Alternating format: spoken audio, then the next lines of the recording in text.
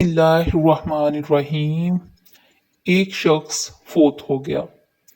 जब कब्र में गया तो उस पर अनवाउ इकसाम के अजाब मुसल्लत कर दिए गए, क्योंकि वो शख्स बहुत गुनाहगार था।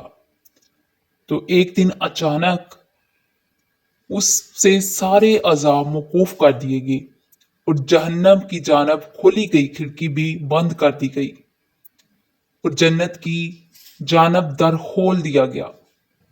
फरदौसे बरी की ताज़ा हवाएं कब्र में आने लगी।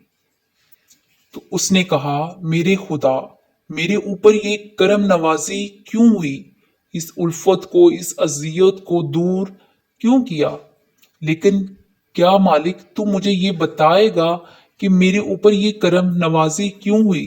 तो आवाज आई, मेरे बंदे, जब तू मरा था तो अपनी बीवी की गोद में एक बच्चा छोड़ के आया था।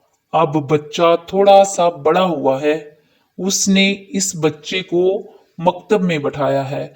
तो उस्ताद ने उसको कुरान मजीद पढ़ाने से पहले कहा, बेटा पढ़ो बिस्मिल्लाहिर्रहमानिर्रहीम।